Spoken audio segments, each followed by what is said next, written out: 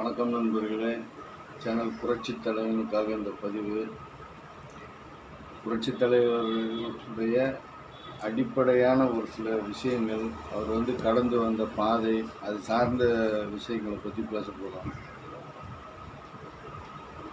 அவர் உருவாக்கிய இயக்கம் அனைத்து இந்திய அதிமுக. இன்னைக்கு அதில் நிறைய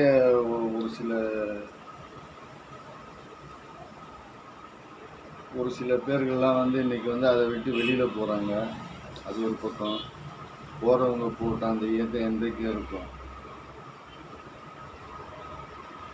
ஒரு முறை தலைவரை பற்றி சொல்லணும் அப்படின்னு சொன்னாக்கா, தெலுங்கு தேசம் ஆந்திராவில் என்டிஆர் அவர்கள் கட்சி ஆரம்பித்த உடனே அவர் கட்சி ஆரம்பிக்கிறதுக்கு முன்னாடி தலைவரை பார்க்கறதுக்கு வராரு. பார்த்துட்டு அவர் ஏதோ ஒன்று சொல்கிறாரு. அப்போ அவர் அவருக்கு ஒரு ஆலோசனை சொல்கிறாரு, தெலுங்கு தேசம்னு வைங்க அப்படின்னு சொல்லிட்டு. அப்புறம் அவரும் கட்சி ஆரம்பித்து கூடிய சீக்கிரத்தில் உடனே ஆட்சியும் பிடிச்சிடுறாரு அவர். அப்போ எம்ஜிஆரை இவரும் முதலமைச்சர் பல நிலையில் ரெண்டு பேரும் பரஸ்பரம் சந்திச்சுக்கிறாங்க, அண்ணன் தம்பி உறவு. அப்போ ஒரு முறை எம்ஜிஆர் அவர்களை பற்றி நிருபருங்க கேட்குறாங்க. தமிழ்நாட்டில் எம்ஜிஆர் ஒரு நடிகராக இருந்து அவர் ஆட்சியை பிடிச்சிட்டாரு. நீங்களும் அதே மாதிரி இங்கே ஆட்சியை பிடிச்சிட்டீங்க அப்படின்னும் போது அப்படியே என்டிஆர் பதறிடுறாரு.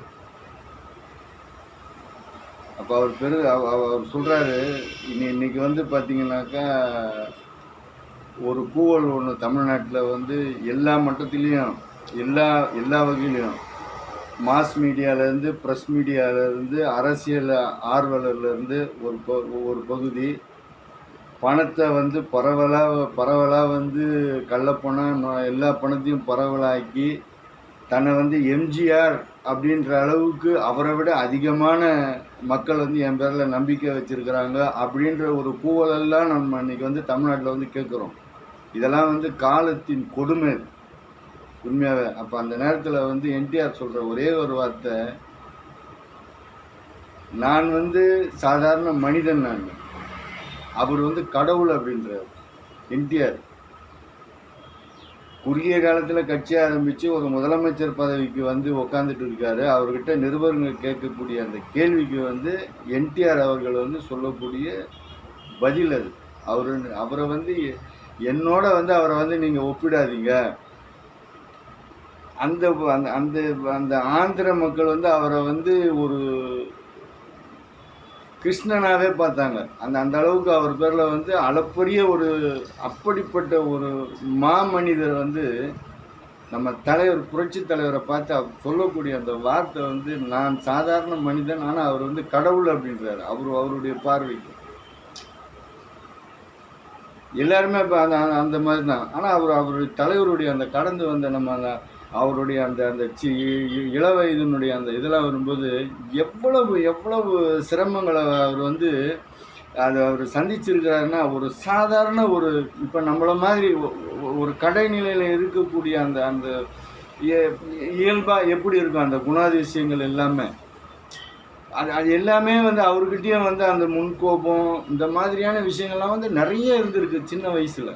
அந்த அம்மா அவங்க சத்யாம்மா அவரை பக்குவப்படுத்தி அந்த 6 வயசு இப்போ பள்ளி பிராயம், அப்புறம் இப்போ பள்ளி பிராயன்றதே அவர் 2வது 3வது அவ்வளோதான் படிச்சிருக்கிறதுக்கு வாய்ப்பு இருக்கும். 7 வயசில் அவர் நாடகக்கோட்டைக்கு போயிடுறாரு.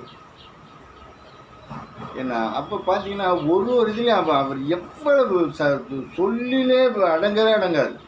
அவருடைய அந்த நான் என் பிறந்தேனை நம்ம படிக்கும்போது பார்த்தீங்கன்னா இவ்வளவு சங்கடங்களை தாண்டி அவர் வந்ததுனால தான் அந்த மக்கள் மனங்களை நீக்கமற இன்றளவும் இன்னைக்கு ஒரு ஒரு அரசியல் தெரியாதவன், அரசியல்னா என்னன்னு தெரியாது, மக்களுடைய மனநிலைனா என்னன்னு தெரியாதவன், மக்களுக்கு என்னென்ன செய்யணும், அவங்களுடைய இடர்பாடுகள் என்ன, அவங்களுடைய அவங்களுக்கு என்ன செய்யணுன்ற அந்த தொலைநோக்கு சிந்தனை, இதெல்லாம் ஒன்றுமே எதையுமே தெரியாதவன் நான் எம்ஜிஆர்னு சொல்கிறேன். அதுதான் வந்து காலத்தினுடைய கொடுமை அப்படின்னு சொல்கிறேன்.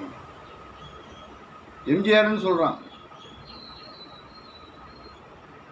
அது அந்த அந்த வார்த்தைக்கு வந்து துதிபாடக்கூடிய ஒரு பெரிய கூட்டம். அப்பேற்பட்ட ஒரு ஒரு மகான் போன்ற ஒரு மனிதன் வந்து உருவாக்கிய இயக்கத்தை வந்து அவ்வளோ சாதாரணமாக வந்து யாரும் அழிச்சிட முடியுமா? முடியவே முடியாது.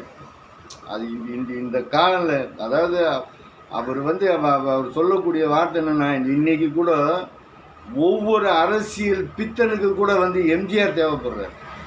ஒவ்வொருத்தனுக்கும் இன்னைக்கு வந்து அரசியலில் வந்து காலடி எடுத்து வைக்கிறான் அப்படின்னு சொன்னால் ஏதோ ஒரு வகையில் வந்து அவரை வந்து புகழ்ந்து பேசாத அரசியல்வாதியை இருக்கவே மாட்டான் இந்த இந்திய துணைக்கண்டத்தில். பிரதமர் மோடி முதல் கொண்டு தமிழ்நாட்டுக்கு வந்தாலும் சரி, எங்கே இருந்தாலும் சரி, அவரே கூட வந்து எம்ஜிஆரை பற்றி பேசுகிறார். அப்போ இன்னைக்கு வந்து சிதறி கிடக்கக்கூடிய இந்த வாக்கு வங்கிகள் எல்லாமே வந்து எம்ஜிஆரை சார்ந்த வாக்கு. அந்த அந்த வாக்கு வங்கியை வந்து ஒன்றிணைக்கிறதுக்கு வந்து இந்த தலைமை வந்து நல்ல முறையில் வந்து செயல்படணும் அப்படின்றது தான் நம்மளுடைய ஆதங்கமே. இந்த காணொளி வாயிலாக நம்ம வந்து இதை வந்து பார்க்குறவங்களாம் வந்து சப்ஸ்கிரைப் பண்ணி பாருங்கள். நம்ம வந்து இது வந்து அவசியமாக இப்போ கட்சிக்காரங்க யாராவது பார்த்தீங்கன்னா ஏதாவது இது பண்ணால் ஒவ்வொருத்தருக்கும் ஃபார்வர்ட் பண்ணுங்கள், ஒவ்வொருத்தருக்கும் இது பண்ணுங்கள். இந்த மாதிரி ஒரு இது இருக்குது. 62 வயசில்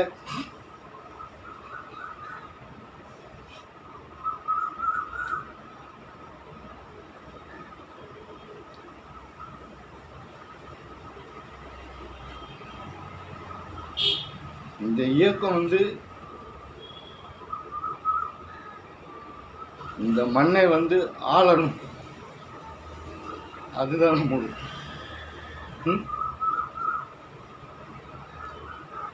தமிழ்நாட்டில் வந்து எம்ஜிஆருடைய ஆட்சி, அதிமுகவினுடைய இயக்கம் வந்து அமைக்கணும். அதுதான் வந்து இன்னைக்கு நம்ம வந்து சொல்றோம்.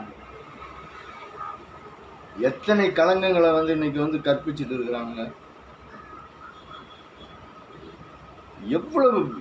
எப்படி அவர் தலைவருடைய அந்த அந்த அந்த அந்த அந்த கஷ்டங்களை நம்ம வந்து பார்க்க போனாக்கா ஒரு நிலையில வந்து அவர் வந்து அப்படி ஒரு இதை வந்து சொல்றாரு.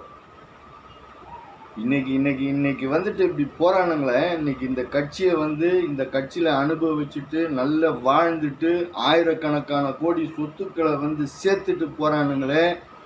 இந்த இந்த அவங்கள வந்து நம்ம வந்து என்னன்னு சொல்றது, அடுத்த இடத்தையும் வந்து குடிக்கெடுக்கிறதுக்காக போறானுங்களே. இந்த கோமாரிங்களை வந்து நம்ம வந்து என்ன சொல்றது, இந்த நோய் வந்து இந்த இயக்கத்தை விட்டு போனது வந்து நாம் அந்த இயக்கம் வந்து உண்மையிலே வந்து இளைஞர்கள் வந்து மேலும் இணைவார்கள். அவர்களுக்கு பொறுப்புகள் வழங்கணும், அவங்கள வந்து நல்ல முறையில் செயல்பட வரணும். அதைத்தான் நம்ம வந்து சொல்ல வரோம்.